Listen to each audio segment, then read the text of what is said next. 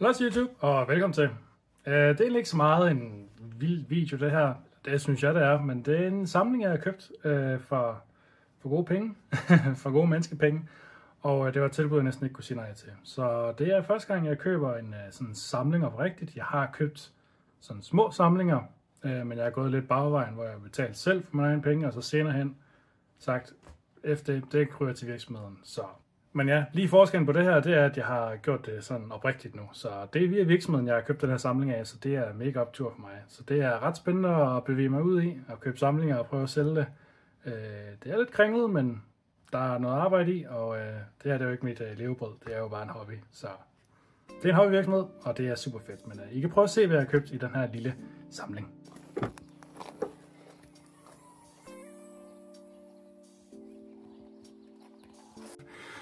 Altså det startede med, at jeg bare skulle købe hans samling af Sealed-produkter her.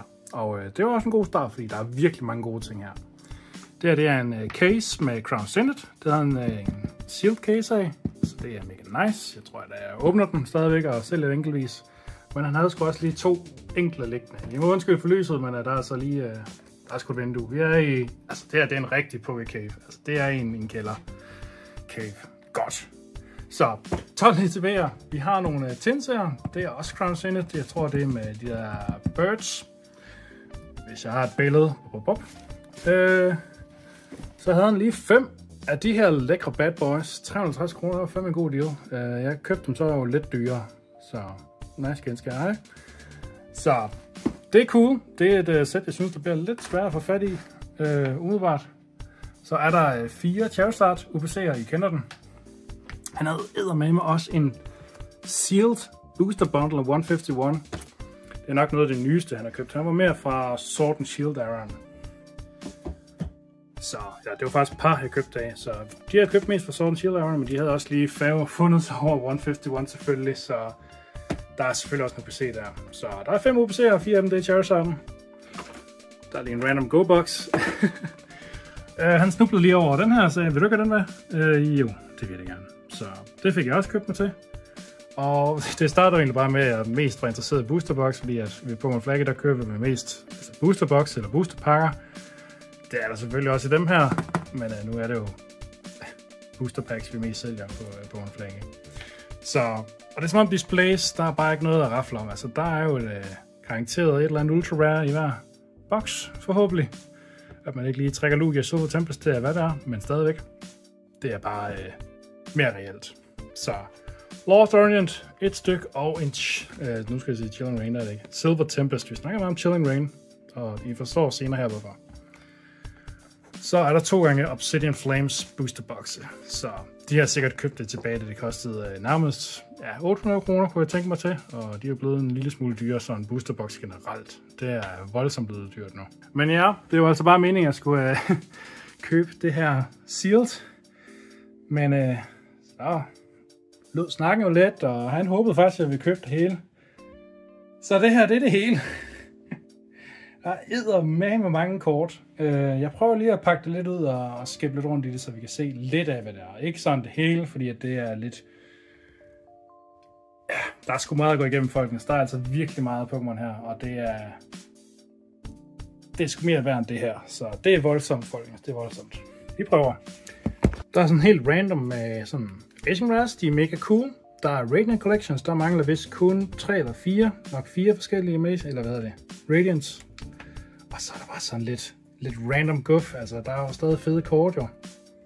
Så det glæder mig til at sortere lidt i, men ellers så er det jo nærmest praktisk talt en ny binder, så det er mega cool.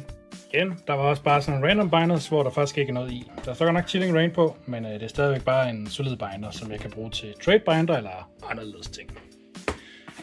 Ekstra spilbord kan man aldrig gå i galt i byen med. Det her, det er rent bulk, det her. Og så er der en masse VMAX og V-kort og EX-kort, jeg er sikker på.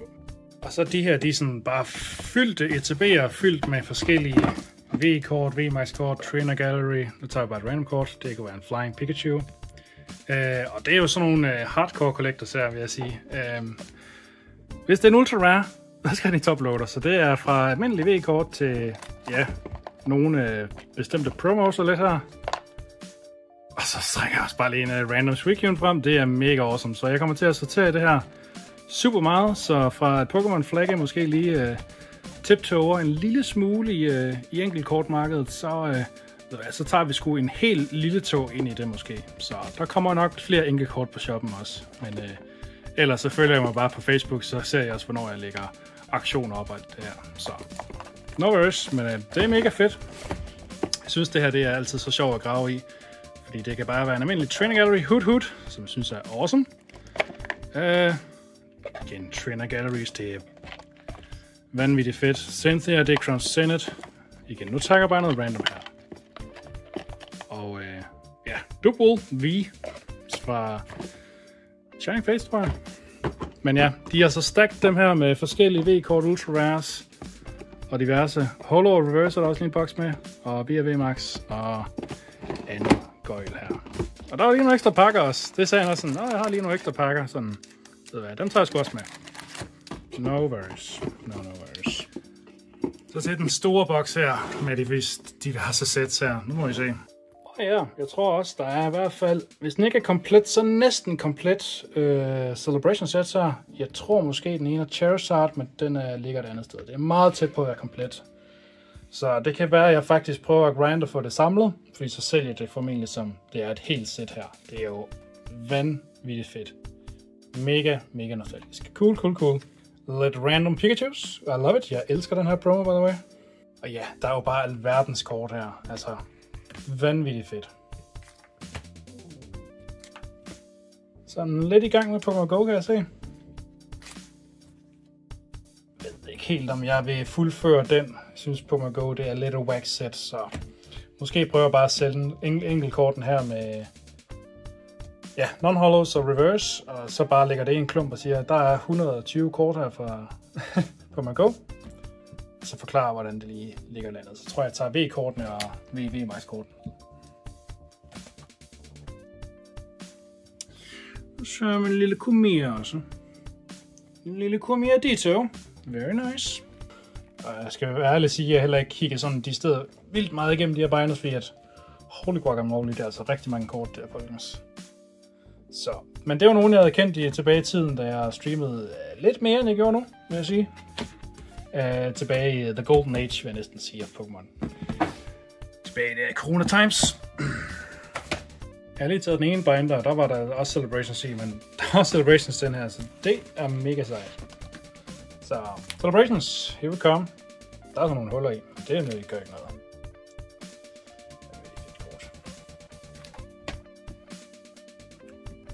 Twiggle mate, where you're in the chat. Nej.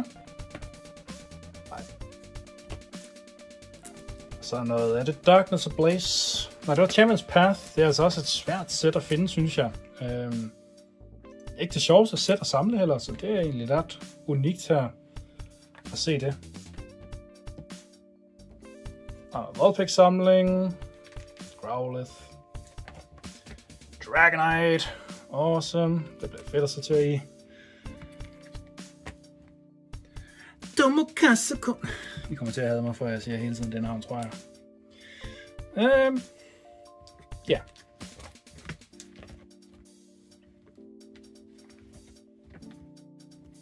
Fed Lapras. Nice. Huha. Evolving Skies. Eller Evolving Cries. Tror jeg også, vi snakkede lidt om, at puha et sæt. Så ja, der er også påbegyndt lidt master set, for det er både i non-holo og reverse, så det er ret vildt. Men det er kun lige starten her. Men der er altså nogle goodies bagved, så hvis vi lige prøver at køre videre, jeg synes de her V-Max med Evolutions, de er undervurderet.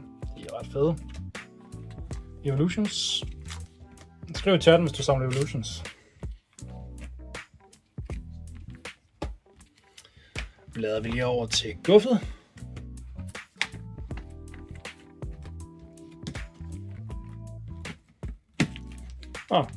Der er altså ikke noget guf, kan jeg se. Men stadigvæk, det er ikke noget problem. Ja, der er andre kort fra den her sæt her, som han har vist mig, som også er i stakken herovre, så de er bare sleeved enkeltvis.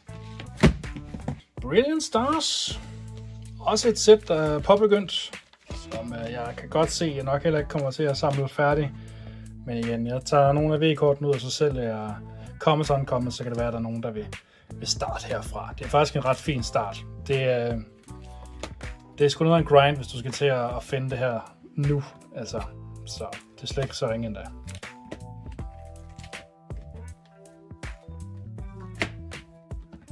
Og samme koncept med, at der er heller ikke noget ultra rare, så det er jo nemt for mig at sortere i.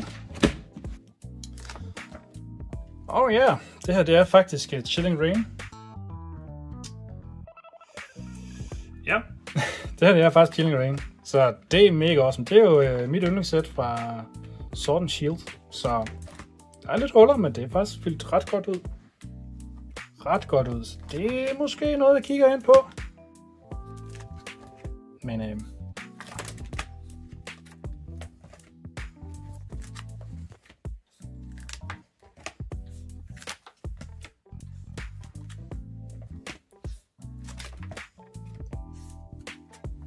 så er det lidt sjovt den her. Nu kan jeg også huske, at vi snakker mere om Chilling Reign, så jeg tror, de er hardcore gået med efter Chilling Reign her. Så der er faktisk ret gode kort her. Der er 2 Eldarts her med Awesome Rapidash og Calyrex. Det er cute. Der er lige en Dealing. Og så er der så sådan nogle full arts. Så vanvittigt fede kort og Eldart. Moltres her. Altså. Så næres. Fandme også et fedt kort, altså. Eldarten her. Full Art Trainers, der er Rainbows-tiden her. Nu er det Eldart VMAX Calyrex kort. Virkelig mange Rainbow Trainers. Og desværre, det snakker vi også om, så har vi ikke lige Snorlax her. Så. Men der er stadig de andre guldkort. Så virkelig, virkelig fede kort. Og jeg må sige, at de her binders, de er faktisk ret crispy. Altså, de er nærmest nye. Altså, så det bliver godt at have noget at gemme i, så det er jeg glad for os. Så er det her Astral Radiance, og der er de egentlig også kommet ret godt i mål. Det kan være, ja må vi se. Altså, folkens, jeg synes, det er svært at finde de her små enkeltkort, men det kan være, at jeg prøver at fuldføre det. I don't know. We'll see. Det kan være, at jeg lader en af jer derude fuldføre det for mig, så må jeg skulle købe alt det her lækre, altså common, uncommon, rare set, altså. Det er sgu ikke bare lige til, folkens. Der skal sgu lige lidt work til, faktisk. Det tager lang tid. Og ja, der er sgu også været, altså udover Misty, som desværre ikke er i sættet her, nu siger jeg Misty, det er så Starmie, der har vi altså nok en af mine yndlingskort, Eldarts. Altså jeg synes Beedrill er det fantastisk flot kort. Altså det er jo helt gakkeladet, hvor godt flot det er. Farven de popper bare. I love it. Vi har Palkia, Eldarten. En 7-hand Sneasler, ikke så populær, men det er også en Eldart. Full art. Dialga har jeg selv graded en gang i en 10 og så videre. Så måske kunne det være en kandidat, I don't know. Jeg skal kigge på stand på de her kort selvfølgelig. Hvis der er nogen, der skal grades, så må jeg jo lige tage det til den tid. Og de snakker også bare om, at altså, vi elsker det her Trainer Galleries, som jeg også så, jeg lige flippede rundt i nogle kort, og der var altså også en del Trainer Galleries. Det er jo vanvittigt fedt. Det er sgu sjovt at samle. Det er helt forståeligt, at Trainer Galleries det er så populært. Så, mega awesome. Der var også lige nogle få graded kort, men I don't know. Måske cracker jeg dem op. I don't know. Det er sådan lidt random, de her grading companies. AP Grades, de var lige en ting tilbage i 2020-agtigt, men ikke så sejt. Men det er nogle sjove kort. Så er der en PSA9 af den her Zinnia, som er fra Dragon Majesty. Hold op. Dragon Majesty. Ret fedt kort, og jeg tænker, om det er en god trainer. I don't know. Det finder jeg ud af efter den her video her. Nu gik jeg lige på knæ her. Der var lige en... I'm sorry for the light, okay? Men det er jo vanvittigt. Det er jo bare stack på stacks af alle mulige V-kort, EX... der er ikke så mange EX-kort, der er mange V-kort. Og promos. Jeg elsker promos. Jeg er kæmpe sucker for promos. Men de V-kort, altså... Jeg tror, jeg prøver at se, om jeg kan lave en god pakkedeal med at lave nogle gode V-kort. Bundles. Det burde være muligt. Så det er meget sjovt. Phalanx full art. Okay. Cool. By the way, folkens, hvis jeg synes, det er lidt en wacky video, så synes jeg også, det er lidt wack. Men jeg er lige kommet hjem fra det her deal her. Jeg var bare mega hyped omkring, hvor fedt. Altså, må vi se, om jeg kan få noget af det solgt, så jeg kan få lidt penge tilbage i kassen. Så ja, det er på first impression nærmest. Jeg har savnet lidt at sortere lidt. Men det, der trækker det store læs her, altså udover der er virkelig mange V-kort og enkeltkort her, så er der altså også det her. Nogle af de her kort, de er sådan lidt grading worthy, men jeg dobbelttjekker lige ellers. Jeg tror, der er nogle af dem, de har måske et lille ding eller noget. Men vi ser, der er jo Glass Stain, Moltres Aldar, eller hold op, Hidden Fates ETB promoen. Den her, Dark Dragonite. Altså også ret flot. Nu kan jeg ikke se det godt på videoen, men den var ret flot. Igen lidt nu. Randoms. Der er lige en lækker Granite. Igen, jeg tror 151 er noget af det sidste, de havde åbnet, så nu har jeg endelig Alakazam her. Og The Big Reveal. Der er med en Umbreon VMAX her, og det er helt sikkert den, der trækker det, noget af det største læs her i alt det her kort ståhejs. Den har et lille ding og en lille måske ris bagpå, men jeg vil prøve at se, om det er noget, der er på kortet, eller om det er noget et eller andet snuller, der er kommet på. Men jeg skal gennemkigge det her kort igennem, og så skal jeg vurdere, om det skal grades, eller om jeg skal sælge den raw, som den er. Altså, det er jo et vanvittigt flot kort. Nu har jeg jo ingen lightning adjusters her, men altså... Ja, det skal jeg lige prøve at kigge på, fordi det er vanvittigt. Andet hitkort her, Tyranitar V fra Battle Styles. Det er et mega cute kort. Mega sejt. We got the Giratina, folkens. Awesome artwork. Shindikanda. Og igen, jeg har kun lige en arm, så der er lidt range mellem Celebration, Charizard, Crown Zenith, Mewtwo blevet ret populær. Der er selvfølgelig Charizard VMAX.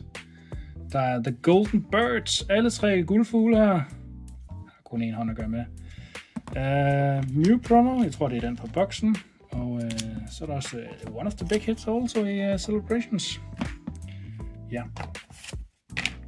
Og så var der lige det sidste random kort her, det sidste video her, folkens. Og der var nogle sjove kort imellem, så det bliver lidt spændende at se, hvordan det går. Igen de her AP her, jeg tror jeg cracker dem op, og så finder ud af, hvad fanden jeg skal gøre med dem. Så det bliver spændende. This one is pretty cool. Brilliant stars.